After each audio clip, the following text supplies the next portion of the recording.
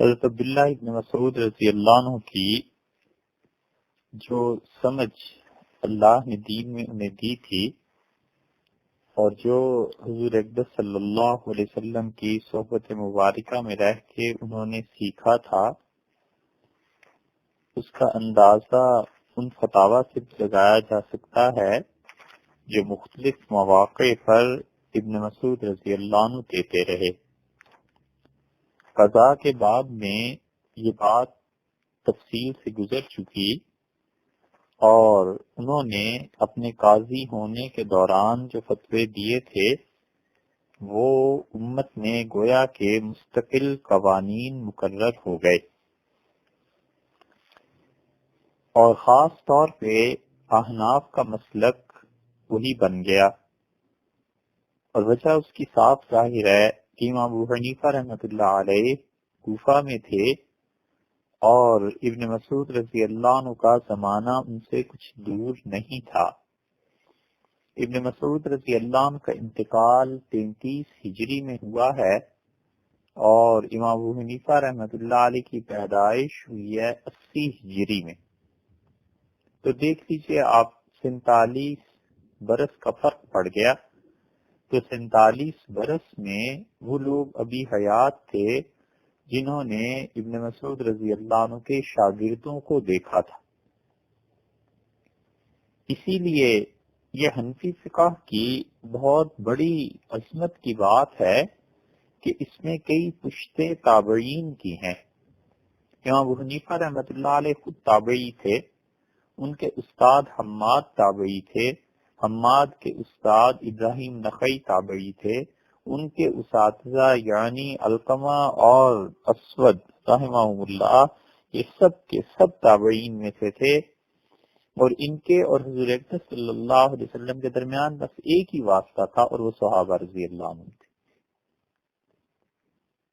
تو اس لیے امام ابو حنیفہ رحمۃ اللہ علیہ کا ویسے بھی مرتبہ اور مقام اونچا ہے۔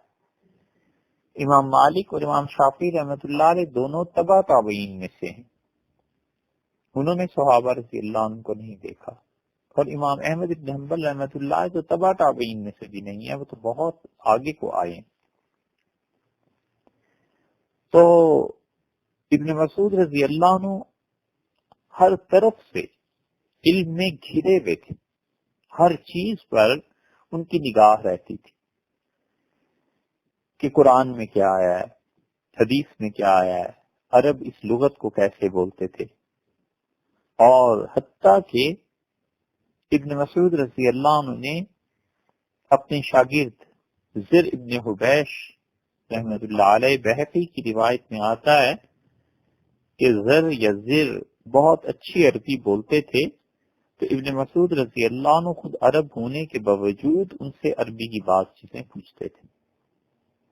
شاعری ابن مسعود رضی اللہ عنہ کا ذوق تھا اور شعر پڑھتے تھے، لوگوں کو سناتے تھے۔ یہ ایک مستقل موضوع ہے، کسی وقت ممکن ہے آئے تو پھر اس پہ بات کریں گے انشاءاللہ۔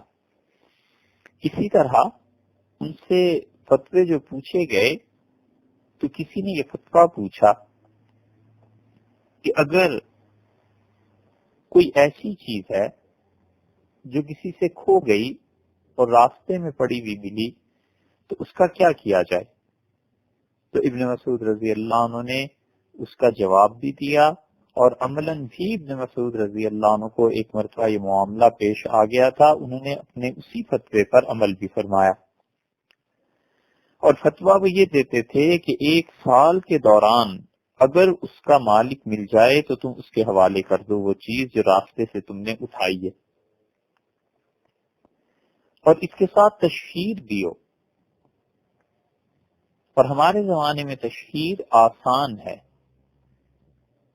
کیونکہ میڈیا بہت وسیع ہو گیا اس اعتبار سے، اور اس زمانے میں تشہیر کچھ دشوار تھی، تو ابن مسعود رضی اللہ عنہ 1 سال کا فتویٰ دیتے تھے۔ ایک شخص ان کے پاس ایک تھیلی لے آیا اور کہنے لگا کہ میں نے 1 سال تک اعلان کیا ہے مگر مجھے کوئی اس کا مالک نہیں ملا، تو ابن مسعود رضی اللہ عنہ نے فرمایا تم اس سے اپنے استعمال میں لے آؤ، اور اگر اس کا مالک واپس آ گیا تو اس کو یہ اختیار ہوگا کہ یا تو وہ ثواب کو قبول کر لے یا تاوان کو قبول کر لے.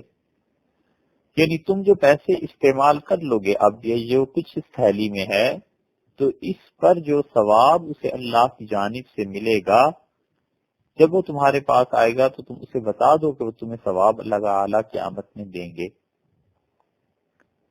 اور اگر وہ ثواب کو نہیں قبول کرتا تو پھر تاوان قبول کرے، یعنی تمہیں یہ تھیلی سے جو کچھ نکلا ہے اسے لوٹانا پڑے گا.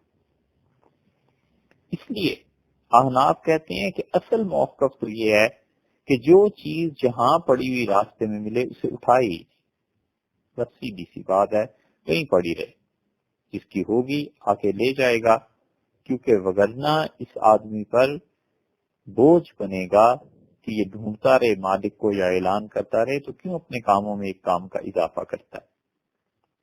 ہاں کسی کی نیت صحیح ہو اور وہ کسی مومن کا کام کرنا چاہے اور ثواب حاصل کرنا چاہے تو وہ ایک الگ بات ہے، وگرنہ جو چیز جس کی ہے جہاں پڑی ہے وہیں پہ چھوڑ دینی چاہیے.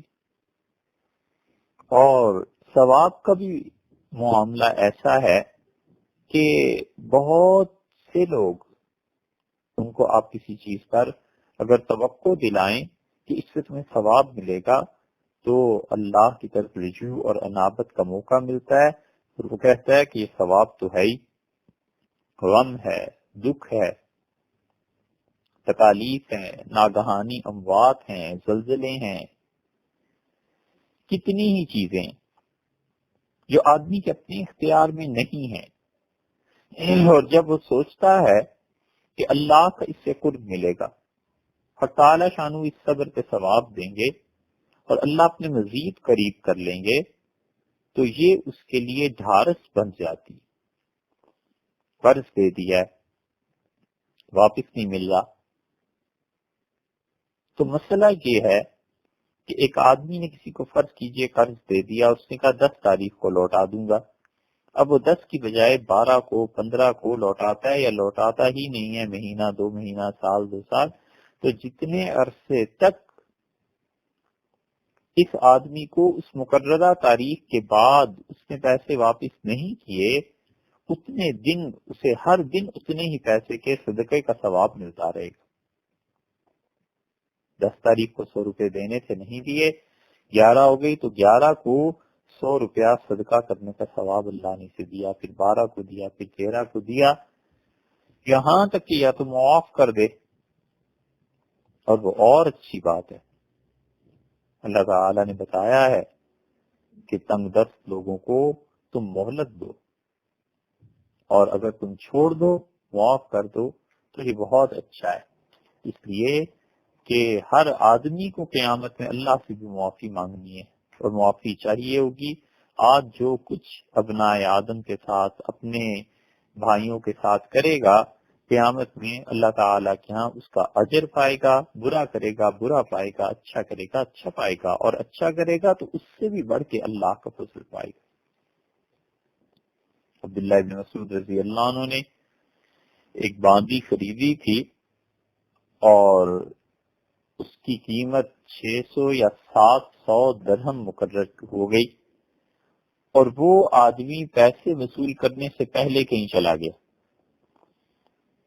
تو ابن مسعود رضی اللہ عنہ 1 سال تک اس آدمی کی تلاش میں رہے، لوگوں کو بتاتے رہے، پوچھتے رہے، اور 1 سال کے بعد اس کو لے کر آئے اور اس کے مالک کی طرف سے اسے صدقہ کر دیا، اور فرمایا کہ اگر اس کا آقا آ گیا تو اسے اختیار ہوگا، چاہے تو صدقے کا ثواب قبول کر لے اور اسے ثواب مل جائے گا، اور چاہے اگر مال پسند کرے گا تو ہم اسے قیمت دے دیں گے. یہ وہی چیز ہے کہ ابن مسعود رضی اللہ عنہ نے جو کچھ کہا اس پر عمل کر کے دکھایا کہ فتویٰ یہ ہے. ایسے ہی ابن مسعود رضی اللہ عنہ جو ثواب کے قائل تھے یا ثواب چاہتے تھے، لیلۃ القدر کے متعلق بھی وہ فرماتے تھے. ان کے متعلق عام طور پر مشہور یہ ہے کہ ابن مسعود رضی اللہ عنہ کی رائے یہ تھی کہ لیلۃ القدر سال میں ایک متعین رات ہے، جس میں تبدیلی نہیں ہوتی. یہ احناف کے ہاں بھی کتابوں میں لکھا ہے کہ ابن مسعود رضی اللہ عنہ کی رائے یہ تھی، لیکن اصل بات یہ ہے کہ تشریح اس بات کی یہ ہے کہ ابن مسعود رضی اللہ عنہ نے یقیناً یہ فرمایا تو ہے، مگر اس لیے فرمایا ہے کہ کہیں ایسے نہ ہو کہ لوگ اس ایک رات کے لیے ہی بیداری کریں اور سارے سال کو چھوڑ دیں اور رات کو نہ اٹھا کریں. تو فرماتے تھے جو شخص سارا سال تہجد پڑھے گا، رات کو اٹھے گا، عبادت کرے گا، اسے لیلۃ القدر مل جائے گی. تو اس کا یہ مطلب نہیں ہے کہ ابن مسعود رضی اللہ عنہ نے کسی خاص رات کو متعین فرما دیا تھا کہ بس وہی ہے اور اس کے علاوہ کچھ نہیں. وہ لوگوں کو شوق دلاتے تھے. اسی لیے ابی بن کعب رضی اللہ عنہ سے پوچھا گیا کہ ابن مسعود رضی اللہ عنہ تو یہ کہتے ہیں کہ سال میں وہ ایک رات متعین ہے، یا یہ رہنے والے نے کہا کہ آپ سارا سال، ابن مسعود رضی اللہ عنہ کہتے ہیں کہ عبادت کرو تمہیں وہ رات مل جائے گی.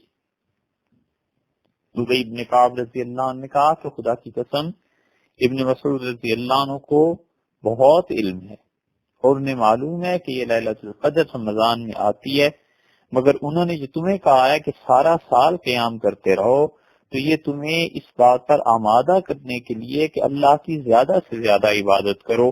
ایسے نہ ہو کہ تم اس ایک رات ہی کو عبادت کے لیے مخصوص کر لو اور پھر سارا سال تہجد نہ پڑھو. یہ بہت مرتبہ ہوتا ہے کہ بس رمضان میں فجر پڑھ لی اور پھر سارا سال فجر نہیں پڑھتے مسجد میں آ کے. تہجد کی بات تو بہت بعد کی ہے، ایسے بھی نہیں کرتے کہ فجر کی نماز ہی جا کر وہ مسجد میں پڑھ لیں. اور وہ چیزیں جو اللہ کی طرف سے ثواب کو اکارت کرتی ہیں، یعنی قرب کو، اللہ تعالی کے قرب قریب ہونے کو کم کرتی ہیں، ابن مسعود رضی اللہ عنہ بہت بچنے والے تھے، لوگوں کو بتاتے تھے. جس چیز کا نام ثواب ہے اس کو آپ یہ سمجھیں کہ اللہ کی طرف فاصلہ طے کرنا ہے، اور جس چیز کا نام گناہ ہے اس کا مطلب ہے اللہ سے دوری ہے. تو حق تعالی شانہ نے جن چیزوں کو منع فرمایا ان کو نہ کرے، اور بعض چیزوں کی اجازت اللہ نے اس لیے دی ہے کہ اللہ تعالیٰ کے سامنے یہ بات تھی کہ انسان بڑا کمزور ہے، ضعیف ہے، صبر نہیں کر سکے گا، اور بہت سی چیزیں ہیں، معاشرتی مسائل پیدا ہو جائیں گے. تو جن چیزوں کی اجازت اللہ نے اس اعتبار سے دی ہے کہ انسان کمزور ہے، بس ان کو اسی حد تک محدود رکھے. شریعت کو کھیل بنا لینا، تماشا بنا لینا اور اللہ کی رخصتوں کو اپنے نفس اور اس کی خواہشات کے تابع کر لینا بہت بری بات ہے، بہت بری بات ہے. اسی لیے ابن مسعود رضی اللہ عنہ اس عورت کے لیے جس کو شوہر نے طلاق دے دی ہو اور پھر کوئی آدمی باقاعدہ منصوبے کے تحت اس اپنی بیوی رکھنا چاہے اور پھر اس کا نکاح دوسری جگہ ہو جائے اور پھر وہ طلاق دے اور یہ اس سے رجوع کر لے، تو یہ سارا باقاعدہ منصوبہ بنانا، یہ ہیلے کرنا، ابن مسعود رضی اللہ عنہ اس کے بہت سخت خلاف تھے. اور حدیث میں بھی بہت شدید الفاظ آئے. ابن مسعود رضی اللہ عنہ نے فرمایا کہ سود کھانے والا اور سود کو کھلانے والا اور اس کا گواہ بننے والا اور اس کی کتابت کرنے والا، بشرطے کہ ان سب کو پتا ہو. آپ دیکھیں ایک آدمی وہ جو سود کھائے، دوسرا وہ جو کھلائے، تیسرا وہ جو گواہ بنے، اور چوتھا وہ جو ان چیزوں کو لکھتا ہے. اب تو کمپیوٹر پہ لکھتے ہیں نا. وہ ان چاروں کے متعلق فرماتے تھے کہ قیامت کے دن حضور اقدس صلی اللہ علیہ وسلم کی زبان سے انہیں لعنت سننی پڑے گی. یہ اتنی شدید بات ہے، اور اس وقت پورے عالم اسلام میں کہیں کوئی حکومت ایسی نہیں ہے جو باقاعدہ اسلام کے اقتصادی نظام کو جاری کرے۔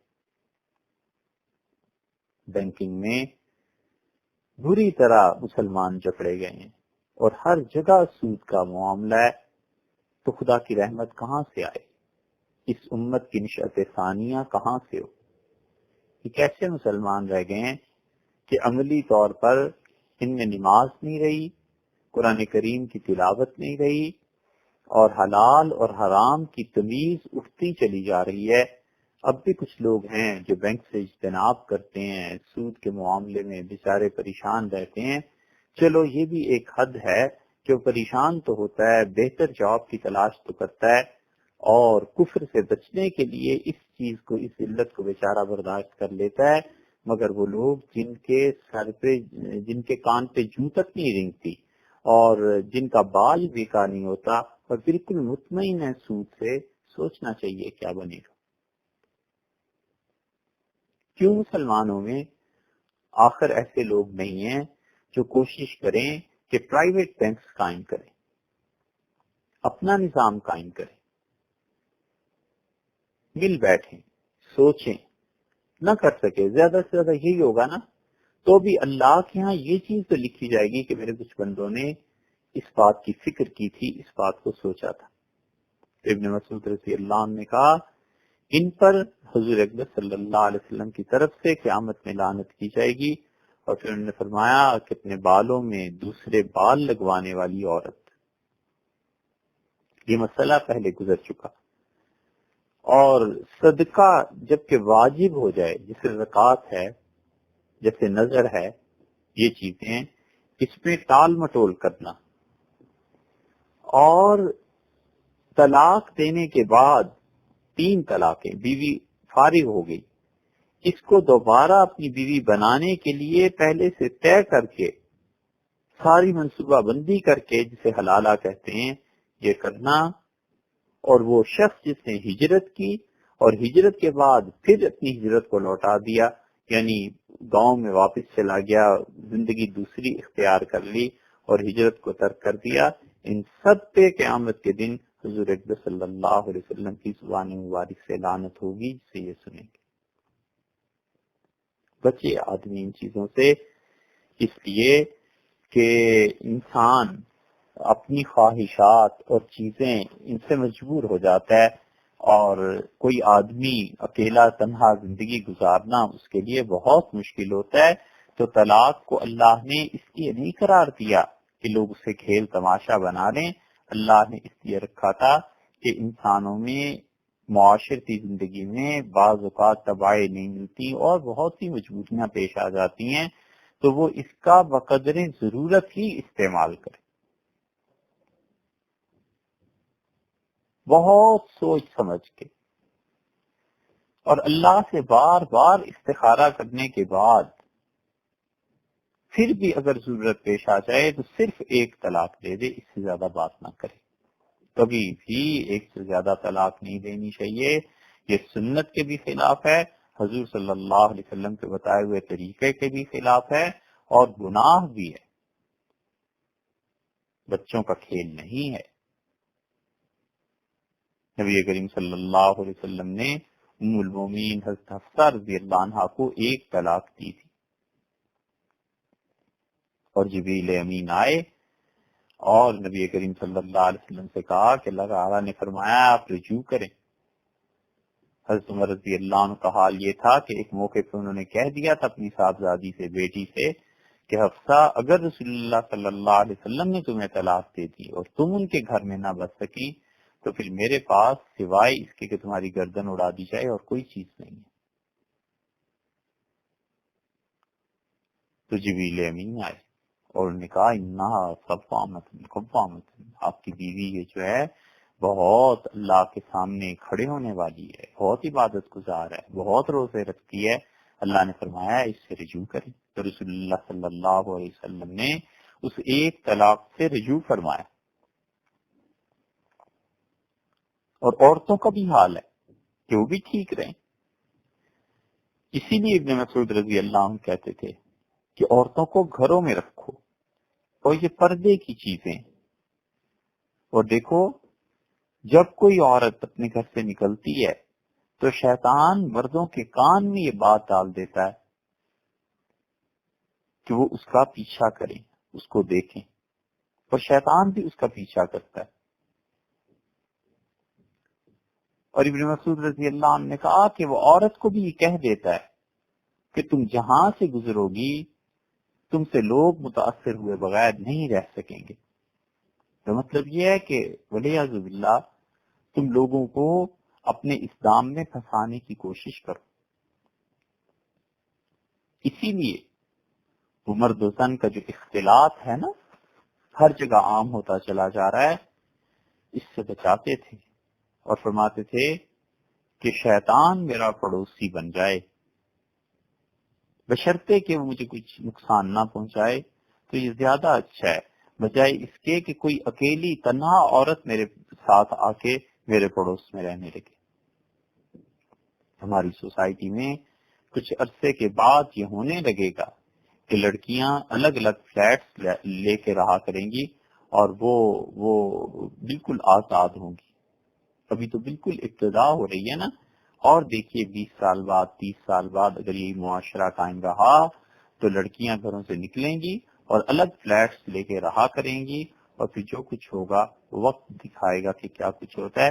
ابن مسعود رضی اللہ عنہ کسی خاتون کا بغیر کسی رشتہ دار کے، بغیر کسی عزیز بھائی شوہر باپ کوئی بھی نہیں ہے اور وہ تنہا رہ رہی ہے، فرمایا اس سے تو بہتر ہے کہ شیطان آ جائے اور میرے قریب میں میرے پڑوس میں بجائے اس کے کہ ایسی عورت آئے، اور بشرطے کہ شیطان مجھے کوئی نقصان نہ پہنچائے۔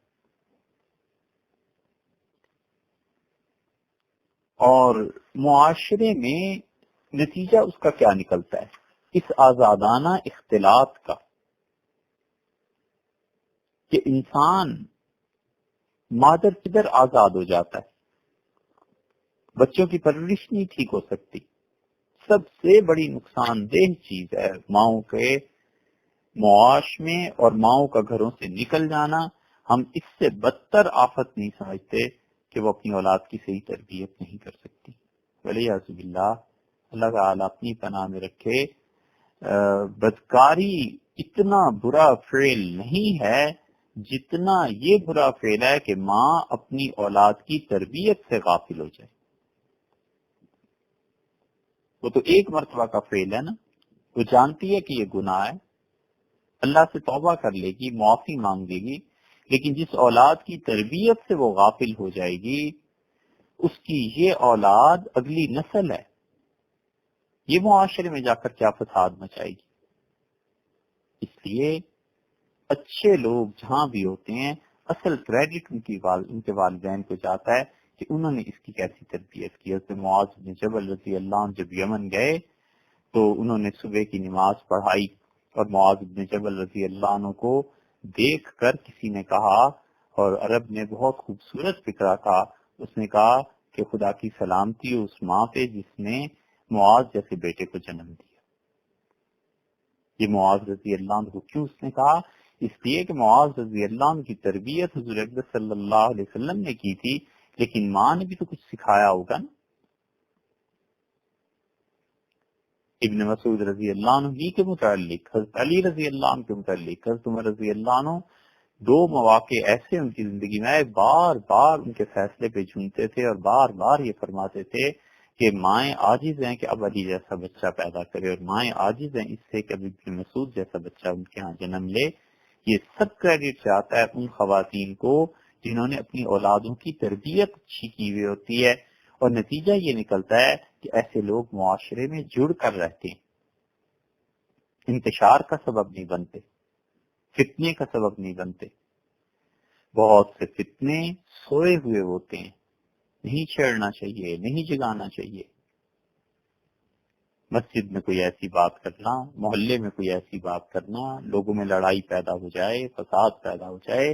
حضور اکرم صلی اللہ علیہ وسلم نے ارشاد فرمایا الفتنۃ نائمۃ، فتنہ سویا ہوا ہوتا ہے، لعن اللہ من ایقظا، اللہ کی لعنت ہو اس پہ جو فتنے کو بیدار کرے، کیونکہ قتل سے بھی بدتر ہے۔ اور ابن مسعود رضی اللہ عنہ ان کو بڑا اہتمام رہتا تھا اس بات کا کہ خاندان، معاشرہ، بہن بھائی، گھر والے، یہ سب لوگ آپس میں مل جل کر رہیں، محبت سے رہیں۔ اتنا اہتمام تھا اس امت کو جمع کرنے کا اور مسلمانوں میں ایک دوسرے سے محبت اور تعلق کا کہ بنو عمر بن عتبہ تھے، انہوں نے کوفہ سے باہر ایک مسجد تعمیر کی۔ تو ابن مسعود رضی اللہ عنہ دیکھنے کے لیے تشریف لے گئے اور فرمایا یہ کیوں مسجد بنا رہے ہو؟ تو انہوں نے بتایا کہ اللہ کے قرب کے لیے۔ یہ سوچنا چاہیے ان سب لوگوں کو جو مسجدیں بناتے ہیں اور جو چھوٹی چھوٹی مسجدوں میں خاص طور پر جمعے قائم کر لیتے ہیں، یہ کیوں کرتے ہیں ایسے؟ تو ابن مسعود رضی اللہ عنہ نے اس مسجد کو منہدم کروا دیا، اس مسجد کو توڑوا دیا اور کہا کوفہ میں جو جامع مسجد ہے نا، یہاں آ کے جمعہ پڑھا کرو۔ اس لیے احناف نے اس بات کو پسند نہیں کیا کہ ہر چھوٹی مسجد میں جمعہ ہوا کرے، اور کسی زمانے میں حنفی فقہا کی رائے یہ تھی، ایک وقت ایسا تھا کہ وہ کہتے تھے بس شہر میں ایک ہی جگہ جمعہ ہونا چاہیے۔ پھر ہوتے ہوتے 2 جگہ جمعے کی اجازت ہو گئی کہ پل کے اس پار ادھر والے جمعہ پڑھ لیا کریں اور درمیان میں دریا یا نہر آتی ہے تو اس پار اس والے وہ دوسری مسجد میں جمعہ پڑھ لیا کریں۔ اور اب تک ہمارے ہاں تو چلیے مفتی حضرات نے فتویٰ دے دیا کہ مساجد جمعہ جائز ہے، آبادیاں بڑھ گئی ہیں، ایک مسجد اتنی بڑی اب رہی نہیں، بہت سے معاشرتی مسائل کی وجہ سے، لیکن فقہ جعفریہ میں اب تک فتویٰ اسی بات پر ہے کہ ایک جگہ جمعہ ہونا چاہیے شہر۔ تہران آپ چلے جائیں تو وہاں پر آج سے کئی برس پہلے دیکھا کہ ایک جگہ جمعہ ہوتا تھا، اب تو معلوم نہیں کیا ہوتا ہوگا، لیکن فتویٰ ان کے یہاں ہے، اور ان کے ہاں بھی اب اس فتوے پہ عمل نہیں ہوتا، جگہ جگہ پہ جمعے ہو رہے ہیں۔ اور اس سے کیا نتیجہ نکلتا ہے؟ وہ یہ کہ مسلمان بٹ گئے ہیں، ٹکڑے ہو گئے۔ یہ مسجدیں یہ تعلیم کا گھر تھی، یہ مستقل ایک موضوع ہے کہ حضور اکبر صلی اللہ علیہ وسلم کے زمانے میں اور اس کے بعد خلافت راشدہ میں مساجد میں تعلیم کیسے دی جاتی تھی۔ ابن مسعود رضی اللہ عنہ مسجد کا باقاعدہ معائنہ فرماتے تھے، رات کو جاتے تھے، چکر لگاتے تھے، اور نمازیوں کے علاوہ مسجد میں کسی کو نہیں رہنے دیتے تھے۔ فرماتے تھے کہ مسجد عبادت کے لیے، نماز کے لیے، دین کا علم حاصل کرنے کے لیے سونے کی جگہ نہیں۔ اور لوگ دیہات میں دیکھ لیں، گرمیوں میں دیکھیے گا آپ، کسی مسجد میں اے سی لگے ہوئے ہوں تو ظہر کے بعد وہیں سو جاتے ہیں، اور مسجد کبھی کبھی گزرگاہ بنا لیتے ہیں کہ زیادہ چلنا پڑے گا، لہٰذا ہم مسجد کو کراس کر لیں۔ ابن مسعود رضی اللہ عنہ مسجد میں تھے اور آپ نے 2 رکعتیں پڑھی، اور اس کے دوران ایک شخص گزرا اور اس نے آپ کو سلام کیا۔ تو ابن مسعود رضی اللہ عنہ جب نماز سے فارغ ہوئے تو آپ نے فرمایا اللہ اس کے رسول صلی اللہ علیہ وسلم نے سچ کہا ہے، اور یہ فرماتے تھے کہ قیامت کی نشانیوں میں سے یہ ہے کہ ایک انسان دوسرے انسان کو صرف اس وقت سلام کرے گا جب اس کا شناسہ ہوگا، اس کو جانتا ہوگا۔ حالانکہ سلام کے لیے حکم یہ ہے کہ رسول اللہ صلی اللہ علیہ وسلم نے فرمایا سوار پیدل کو سلام کرے، اور پیدل کو چاہیے کہ بیٹھے ہوئے کو سلام کرے۔ تو سلام کا حکم عام دیا گیا، تو اس نے ابن مسعود رضی اللہ عنہ کو چونکہ پہچان کے پھر سلام کہا نا، تو آپ نے اس بات کا برا منایا، فرمایا تو قیامت کی نشانیوں میں سے ہے کہ سلام بس اس کو کرو جو تمہارا شناسہ ہے۔ ابھی بہت وقت نہیں گزرا، اب بھی لوگ ایسے موجود ہیں جن سے آپ پوچھیں جن کے سفید بال ہو گئے ہیں کہ ایسا وقت تھا جب چھوٹے بڑوں کو سلام کیا کرتے تھے، کوئی جان پہچان نہیں ہوتی تھی، حتیٰ کہ بوڑھے کو یہ بھی پتا نہیں ہوتا تھا کہ کس کا پوتا ہے کس کا نواسا ہے۔ گلی محلے میں لوگ ایک دوسرے کو سلام کرتے تھے، بغیر شناسائی کے چلتے ہوئے بھی سلام کرتے تھے، مگر اب ایسے نہیں رہا۔ اور ابن مسعود رضی اللہ عنہ نے کہا کہ قیامت کی علامات میں سے یہ ہے کہ لوگ مسجدوں کو گزرگاہ بنا لیں گے، گزرنے کی جگہ، کیونکہ اگر مسجد سے پلٹ کر کہیں اور سے گزریں گے تو زیادہ فاصلہ پڑ جائے گا، تو چلو مسجد سے ہی گزر جاتے ہیں۔ اور فرمایا عورتوں کے مہر کی رقم زیادہ ہو جائے گی قیامت کے قرب میں۔ یہ بات آگے کو بھی آئے گی نکاح کے باب میں، جہاں ابن مسعود رضی اللہ عنہ کا مسلک، جہاں انہوں نے فیصلہ فرمایا تھا ایک بچے کے متعلق کہ کیا ہوگا، تو ابن مسعود رضی اللہ عنہ نے فتویٰ دیا تھا، وہاں آ جائے گی۔ مگر قیامت کی علامات میں سے یہ فرمایا تھا کہ عورتوں کا مہر زیادہ ہو جائے گا اور گھوڑے سستے ہو جائیں گے۔ یہ باتیں انہوں نے حضور اکبر صلی اللہ علیہ وسلم سے سنی تھی۔ ایک روایت میں آتا ہے کہ انہوں نے فرمایا گھوڑے جب ایک بار سستے ہو جائیں گے پھر قیامت تک مہنگے نہیں ہوں گے۔ ہمارے زمانے میں گھوڑے ظاہر ہے کہ بہت سستے ہو گئے ہیں، اچھی سے اچھی نسل کا گھوڑا بھی جو آج سے 200 برس پہلے جس قیمت پہ ملتا ہوگا، آج ظاہر ہے کہ وہ قیمت نہیں رہی، کیونکہ ٹرانسپورٹیشن کے ذرائع بڑھ گئے ہیں، اب گھوڑوں کی سواری کم ہو گئی ہے۔ تو پھر رسول اللہ صلی اللہ علیہ وسلم نے بتایا تھا کہ پھر قیامت تک گھوڑے مہنگے نہیں ہوں گے، اور پھر یہ بھی فرمایا کہ قیامت کی علامتوں میں سے یہ ہے کہ مرد اور عورتیں کم لباس پہنیں گی،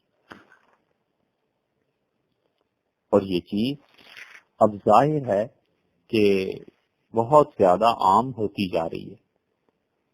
یہ سب فتنے کی چیزیں ہیں، اور آدمی جتنا بھی فتنے سے اپنے آپ کو بچا کر رکھتا ہے اس کا دین اتنا ہی سلامت رہتا ہے، اتنا ہی اللہ کی وہ پناہ میں رہتا ہے۔ اور یہ فتنے اتنے برے ہیں کہ ابن مسعود رضی اللہ عنہ کبھی کبھی اپنے گھر والوں کی وفات کی تمنا کرتے تھے، اور اس اعتبار سے تمنا کرتے تھے کہ بتاتے تھے کہ مجھے ڈر لگتا ہے میری اولاد، میری بیوی یہ میرے بعد رہ جائیں گے، کسی فتنے میں نہ پڑ جائیں تو میری زندگی میں ہی ختم ہو جائیں۔ اور فرماتے تھے کہ میں ان کی موت پر صبر کر لوں، یہ میرے لیے زیادہ اچھا ہے، بجائے اس کے کہ میرے بعد کسی اور مصیبت میں پڑ جائیں۔ جعلان قبیلہ تھا ابن مسعود رضی اللہ عنہ کا۔ ابن مسعود رضی اللہ عنہ نے فرمایا اس میں کوئی خاندان، کوئی گھرانہ ایسا نہیں ہے جس کی موت مجھے میرے بیوی بچوں کی موت سے بڑھ کر عزیز ہو۔ حالانکہ مجھے ان سے اسی طرح محبت ہے جس طرح ایک آدمی کو اپنی اولاد سے محبت ہوتی ہے، لیکن میری خواہش ہے کہ کہیں یہ فتنے میں نہ پڑ جائیں، میری آنکھوں کے سامنے یہ سب چلے جائیں تو مجھے اطمینان رہے۔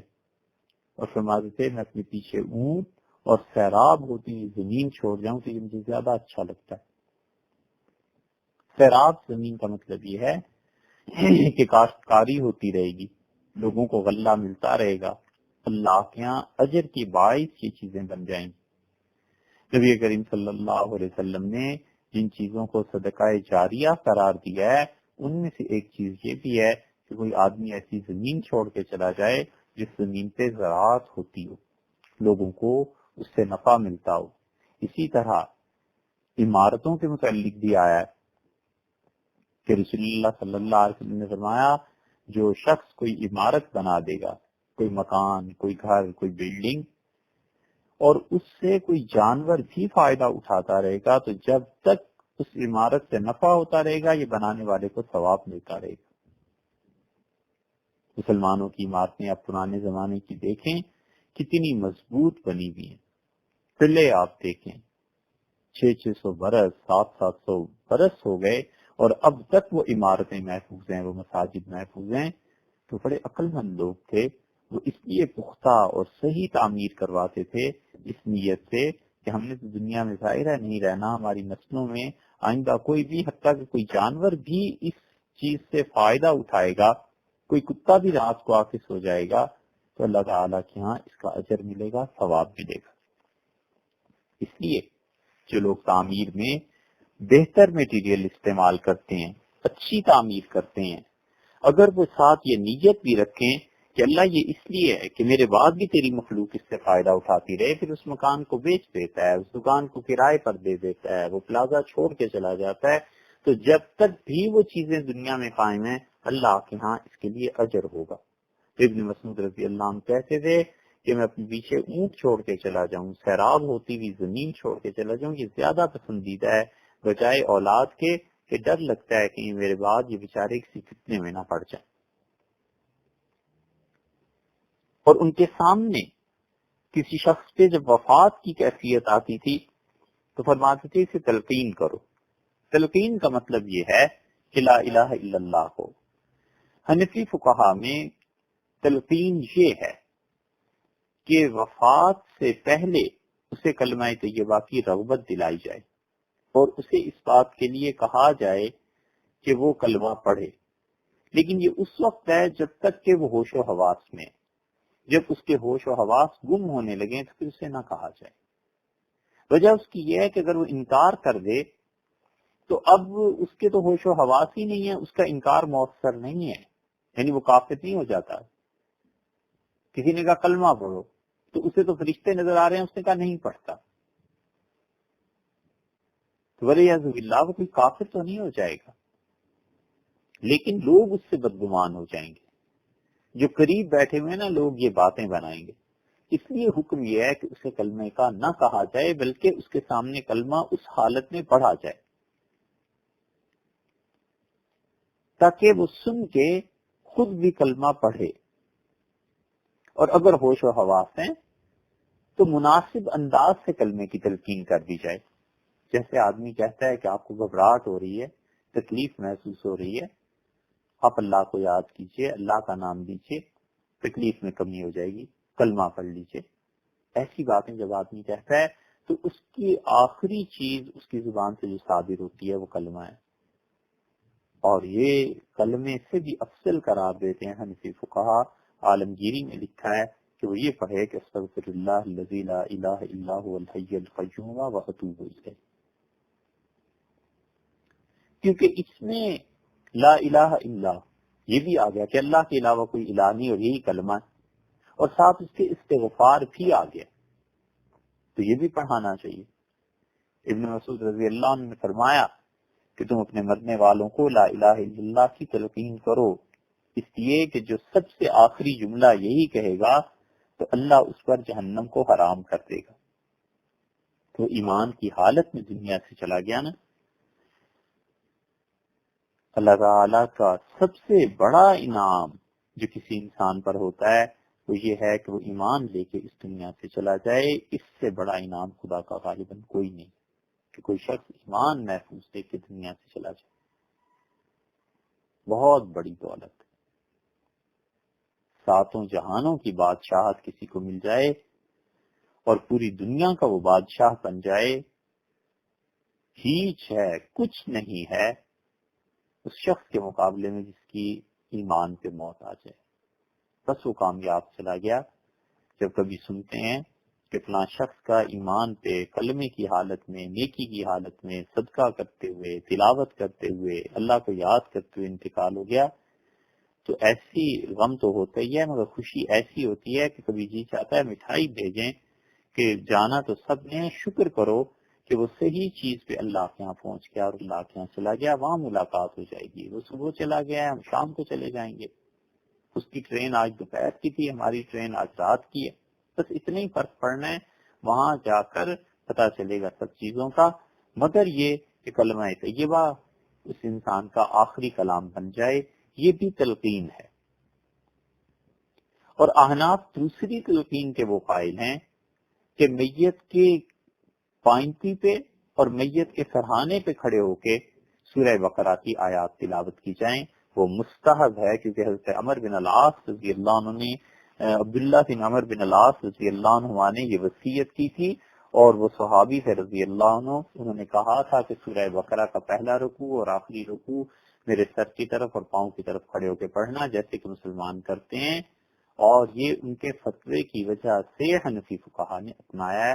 اس کی اصل یہ ہے، اور جن کا مسلک یہ ہے، جن فقہا کا کہ میت سنتی ہے، ان کے ہاں اس کی اور بھی اہمیت بڑھ جاتی ہے کہ گویا یہ بھی ایک طرح کی تلقین میں شامل ہے یا شمار کی جاتی. عبداللہ ابن مبارک رحمۃ اللہ علیہ کا آخری وقت جب آیا تو انہوں نے کلمہ پڑھا اور لیٹے رہے اور سانس چل رہی تھی اور لوگوں کو اندازہ ہوا کہ ارے ابن مبارک رحمۃ اللہ تو انتقال ہونے لگا ہے. پھر کسی نے انہیں کلمے کی تلقین کی تو وہ بولے اور انہوں نے کہا جب ایک مرتبہ میں پڑھ چکا ہوں اور مجھے بھی پتا ہے تمہیں بھی پتا ہے کہ میں مرنے لگا ہوں تو بار بار مجھے کیوں تنگ کرتے ہو. بس پھر کلمہ پڑھا اور چپ ہو گئے اور انتقال فرما گئے. امام ابو یوسف رحمۃ اللہ علیہ کے انتقال بھی ایسے ہی ہوا تھا. تو اس لیے آخری چیز یعنی ایمان ہو. اچھا پھر کلمہ طیبہ میں بھی لا الہ الا اللہ یا استغفر اللہ یا ایسی چیزیں یہی نہیں ہے بلکہ کوئی بھی چیز جو اس بات پہ دلالت کرے کہ یہ ایمان لے کر گیا ہے بس یہ سب چیزیں کافی ہیں. روزے کی حالت میں چلا گیا تو روزہ اللہ ہی کے لیے رکھا تھا نا, اس کا مطلب ہے ایمان تھا. حج میں چلا گیا تو حج کرنے جو گیا تھا تو اللہ تعالیٰ پر ایمان تھا تو ہی تو گیا تھا. اسی طرح صدقہ خیرات کرنے جا رہا تھا چلا گیا, کسی کو نیکی کی تلقین کر رہا تھا. بہت سی چیزیں ایسی ہیں جو ایمان پر دلالت کرتی ہیں اور ان سے کوئی چیز بھی پائی گئی تو اس کا مطلب ہے کہ اس کا خاتمہ بالخیر ہوا. حضور اکبر صلی اللہ علیہ وسلم نے لوگوں کو منع کیا تھا اس بات سے کہ موت کا زیادہ ڈھنڈورا نہ پیٹا جائے. عرب جو کرتے تھے جب کسی کا انتقال ہو جاتا تھا تو وہ سارے معاشرے کو, قرب و جوار کو, محلے کو سر پہ اٹھا لیتے تھے. ایسے نوحے ہوتے تھے, ایسے مرثیے پڑھے جاتے تھے. تو بس ان کو اطلاع کر دی جائے جن لوگوں کا قربت کا تعلق ہے میت سے. اور اصل بات یہ ہے کہ اس اطلاع کی وجہ سے جنازے میں تاخیر نہ کی جائے. ابھی صاحبزادی انگلینڈ سے آ رہی ہیں, ابھی بیٹا فلاں جگہ سے آ رہا ہے, فلاں جگہ سے آ رہا ہے, یہ نہ کیا جائے. اطلاع کر دی جائے کہ انتقال ہو گیا, لیکن اس کے بعد انتظار کرنا اس چیز کا کہ اب فلاں آئے اور تدفین ہوگی, یہ غلط بات ہے. حضور اکبر صلی اللہ علیہ وسلم نے فرمایا تھا کہ تدفین میں جلدی کرنا یعنی میت کو دفن کرنے میں جلدی کرنا, اور ارشاد فرمایا کہ اگر وہ برا ہے تو اچھا ہو گیا تمہاری جان چھٹ جائے گی, اور اگر وہ اچھا ہے تو تم سے جو اچھے ہیں نا بہتر اللہ کے فرشتے حق تعالی شان اس کا انتظار فرماتے.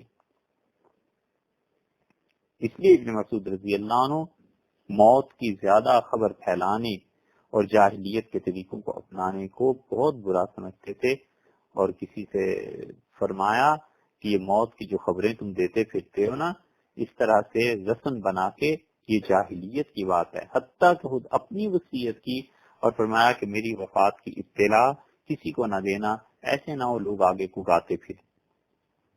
اور فرمایا ابن مسعود رضی اللہ عنہ نے اپنی وفات کے مرض میں کہ میرے لیے وہ فرشتے کافی ہیں جو آئیں گے اور میری روح کو اللہ کے حضور میں پیش کر دیں گے, بس مجھے تم لوگوں کی ضرورت بھی نہیں ہے, اور میری موت کی اطلاع بہت زیادہ لوگوں کو نہ دینا. کفن میں بھی یہی تھا کہ وہ کہتے تھے کہ جو اس کا معیار رہا ہے زندگی میں اس کو ایسے ہی کفن ملنا چاہیے. اللہ تعالیٰ نے ابن مسعود رضی اللہ عنہ کو بڑی خوشحالی دی تھی. اپنی اولاد کے لیے کافی رقم چھوڑ کے دنیا میں گئے تھے. ابن ابی شیبہ کی روایت میں آتا ہے کہ آپ نے فرمایا میرے کفن کے لیے جو کپڑے استعمال کرو گے فلاں کپڑا استعمال کرنا, اور صحابہ رضی اللہ عنہ کہتے ہیں کہ 200 درہم اس زمانے میں اس کی قیمت تھی. اور عبد الرزاق کی روایت میں اور بات آئی ہے, وہ یہ آیا ہے کہ انہوں نے فرمایا میری وفات ہو جائے تو میرے لیے 30 درہم کا کفن خرید لینا. تو ممکن ہے دونوں باتیں کہی ہوں. تو پہلی بات میں اس لیے کہ اللہ تعالیٰ کے شکر اس کا اظہار ہو کہ بہتر کفن مجھے دیا جائے, اور دوسری بات اگر کہی ہوگی تو غالباً اس لیے فرمائی ہوگی کہ جو زندہ لوگ ہوتے ہیں وہ میت کے مقابلے میں اچھے لباس کے زیادہ حقدار ہوتے ہیں. تو ابن مسعود رضی اللہ عنہ یا تو دونوں باتیں فرمائی ہوں گی اور یہ دونوں مقاصد ہوں گے, یا یہ کہ ایک ہی بات فرمائی ہوگی. اب کوئی ذریعہ نہیں ہے کہ اس کی تحقیق کی جا سکے. حضرت بکر رضی اللہ عنہ نے منع کیا تھا کہ میرا کفن زیادہ اچھے کپڑے سے نہ دینا، اور حضرت عائشہ رضی اللہ عنہ سے کہا تھا کہ میری بیٹی انتقال ہو جائے تو بس مجھے سادہ کپڑوں میں دفنا دینا، کیونکہ زندہ لوگ اچھے لباس کے زیادہ حقدار ہیں بنسبت میرے۔ اور پھر پوچھا تھا کہ رسول اللہ صلی اللہ علیہ وسلم کا کفن کیا تھا، تو انہوں نے بتایا کہ 3 چادریں تھیں اور وہ سوت کی بنی ہوئی تھی، سوت کاتا گیا تھا، ان کی 3 چادریں تھیں۔ تو وہ رضی اللہ عنہ کا بس مجھے بھی ایسی کر دینا۔ اور ابن مسعود رضی اللہ عنہ نے وصیت کی، اور جب وہ جاتے تھے کسی کے ہاں میت کے ہاں تو وہ کہتے تھے کہ جن اعضاء سے سجدہ کرتا رہا ہے یہاں پہ خوشبو لگاؤ۔ اسی لیے فقہا نے لکھا ہے کہ میت کی تدفین سے پہلے اور جب اس کو غسل دے دیا جائے تو فارغ ہو کے میت کے جسم میں جو جگہیں سجدے میں استعمال ہوتی ہیں ان پر خوشبو لگائی جائے۔ پیشانی ہے، دونوں ہاتھ ہیں، گھٹنے ہیں، دونوں پاؤں ہیں، اور ناک ہے۔ یہ چہرے میں ناک اور پیشانی ایک شمار کر لیں تو دونوں ہاتھ یہ 3 ہو گئے، اور 2 گھٹنے 5 اور 2 پاؤں 7۔ 7 مقامات پر خوشبو لگانے کا حکم ہے۔ اور ابن مسعود رضی اللہ عنہ کافور لگانے کا حکم دیتے تھے۔ کافور عام طور پہ مل جاتا ہے۔ اور ابن مسعود رضی اللہ عنہ سکھاتے تھے کہ جنازے کو کیسے کندھا دینا ہے۔ اب تو میت لے جاتے ہیں، بالکل قبرستان تک لے جاتے ہیں، وہاں جا کر اتارتے ہیں، یہ باتیں مناسب نہیں ہیں۔ قبرستان سے کچھ فاصلے پہ ہی میت کو اتار لینا چاہیے۔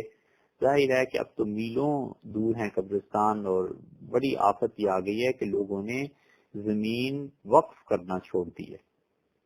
جو اللہ کے یہاں اس کا ثواب ہے اس کو لوگ بھول گئے ہیں، اور کہتے ہیں کوئی پلاٹ بھی ہے بس اس پہ بلڈنگ بن جائے، گھر بن جائیں، حتیٰ کہ قبریں بھی مسمار کر کے اس پہ بناتے چلے جا رہے ہیں۔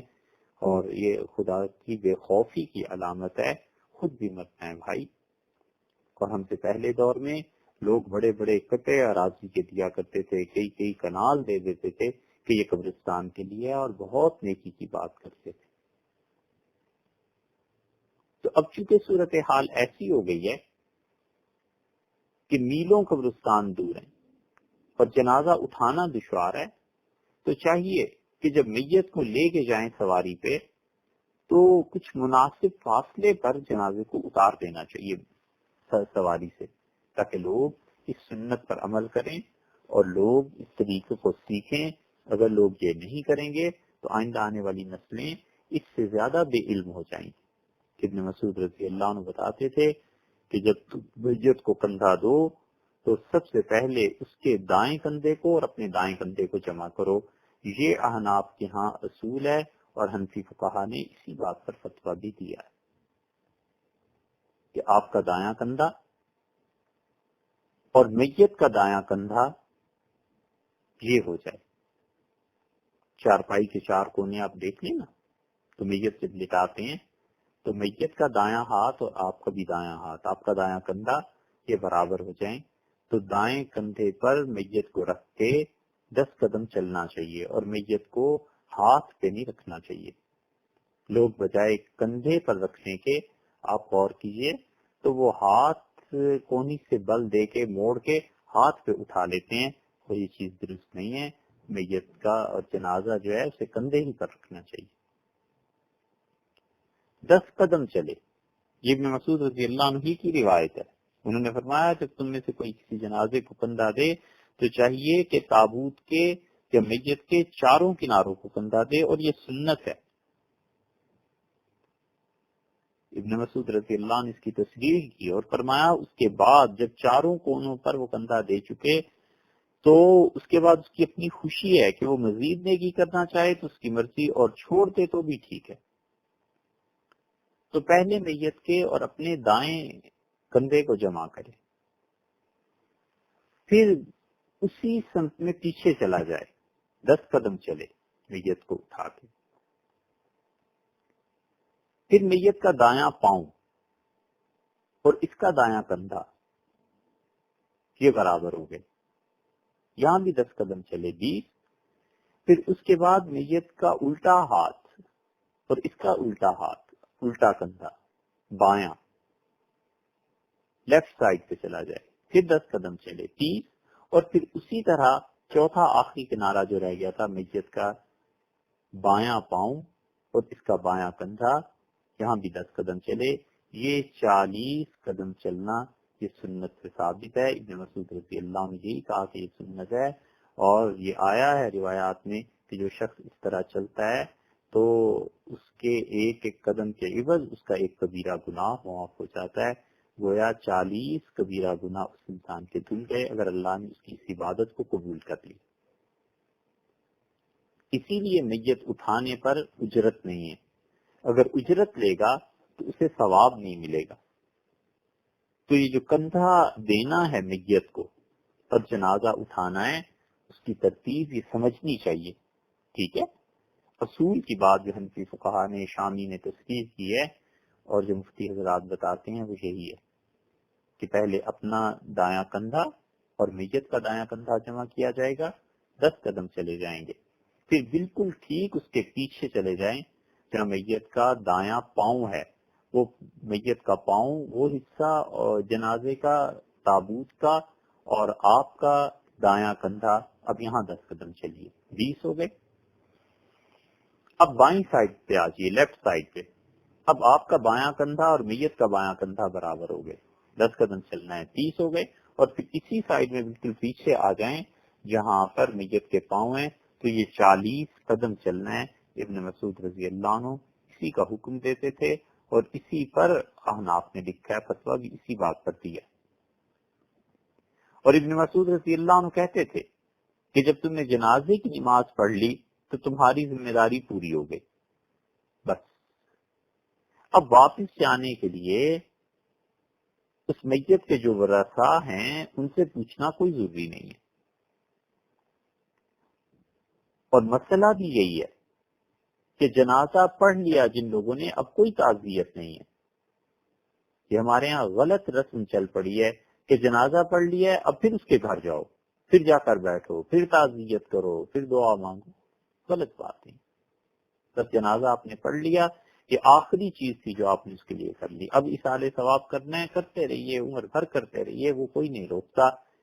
مگر عبداللہ ابن مسعود رضی اللہ عنہ کا معمول یہ تھا کہ جنازے سے فارغ ہو کر واپس چلے جاتے تھے اور میت کے جو گھر والے تھے ان سے بالکل نہیں پوچھتے تھے.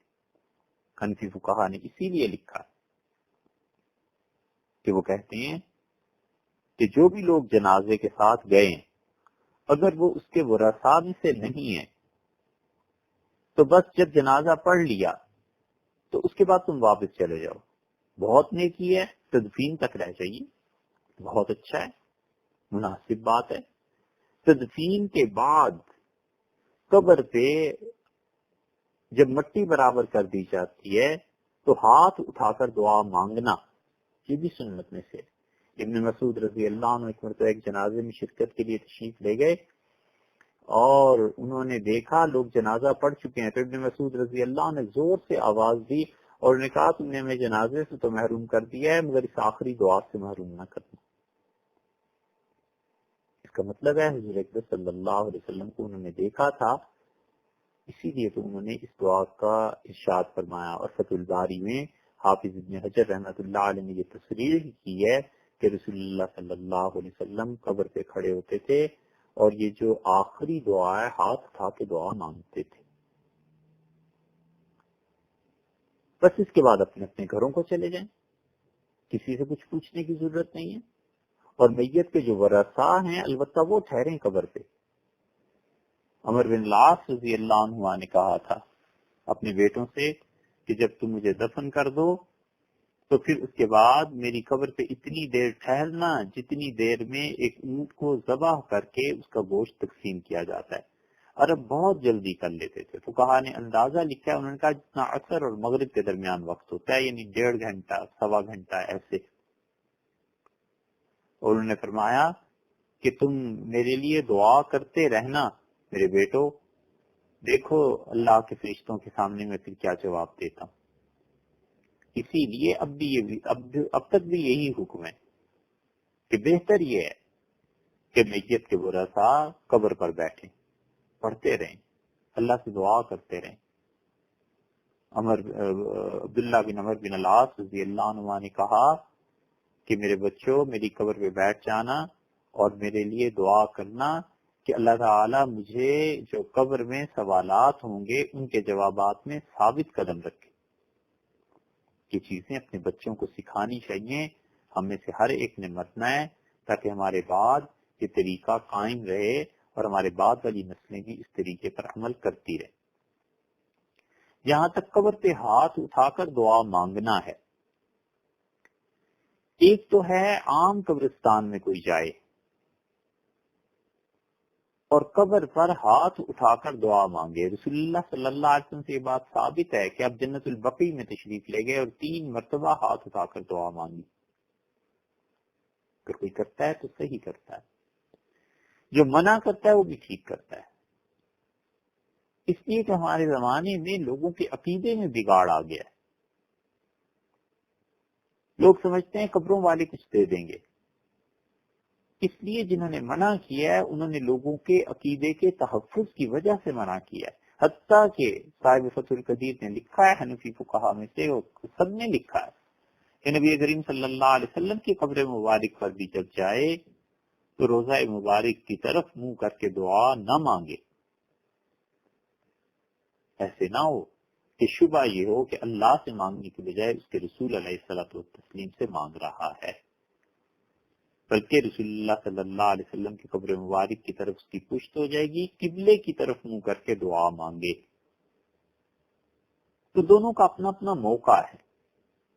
اسی طرح اولیاء اللہ کی قبروں پر جا کر وہاں تو بالکل ہاتھ اٹھا کے دعا نہیں مانگنی چاہیے.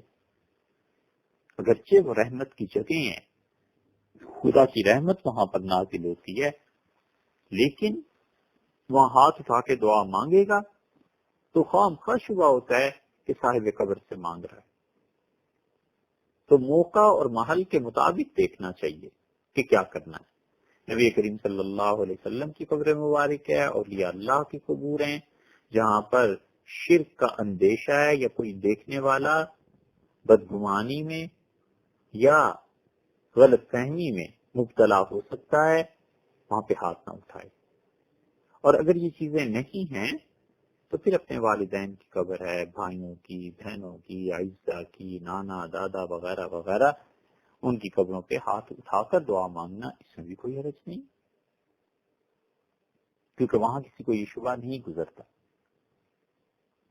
اور ایک دعا یہ ہے تیسری، ایک تو ان قبروں کی ہو گئی نا جو احترام کے قابل، اگرچہ ہر قبر احترام کے قابل، اور دوسرے اپنے آباء و اجداد کی، اور تیسری یہ ہے کہ جس میت کو بھی دفن کیا جائے گا، مسلمان میت کو، اس کی نماز جنازہ سے فارغ ہو کے، تدفین سے فارغ ہو کے جب مٹی ڈال دی جائے اور مٹی پہ پانی چھڑک دیا جائے تو اب ہاتھ اٹھا کے دعا مانگنا ہے. ابن مسعود رضی اللہ عنہ نے یہ جو دعا ہے نا اس کے متعلق زور سے آواز دی اور نے کہا تم نے ہمیں جنازے سے محروم کر دیا، اس دعا سے محروم نہ کرنا. تو بس اب جو ساتھ آنے والے تھے ان کی ذمہ داری پوری ہوگی، اب جاؤ دنیا میں اپنے کاموں میں لگو.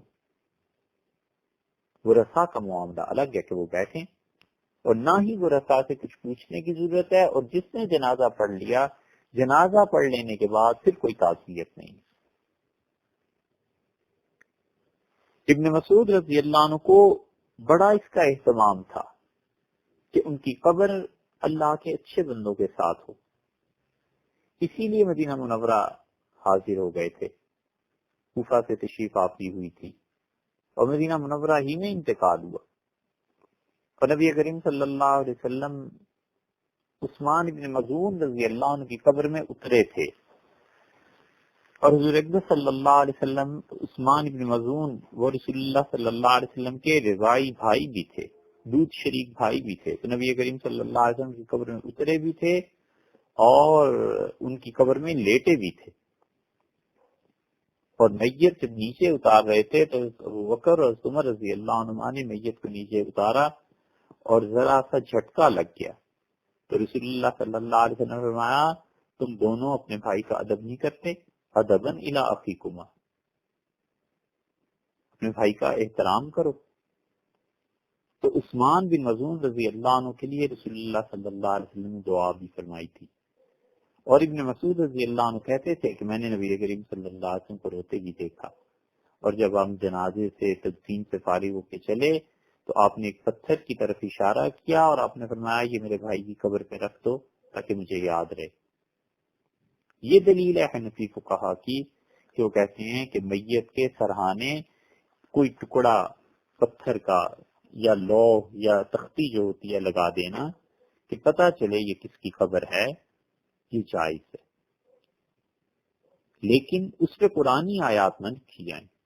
وجہ اس کی یہ ہے کہ قبرستانوں میں پاکیزگی اور طہارت کا اہتمام نہیں ہو سکتا، جانور پھرتے ہیں اور بہت سی چیزیں ہوتی ہیں، تو کہیں ان آیات کی بے حرمتی نہ ہو، وہ تو نہ لکھی جائیں۔ باقی کتبہ نصب کرنا یہ جائز ہے۔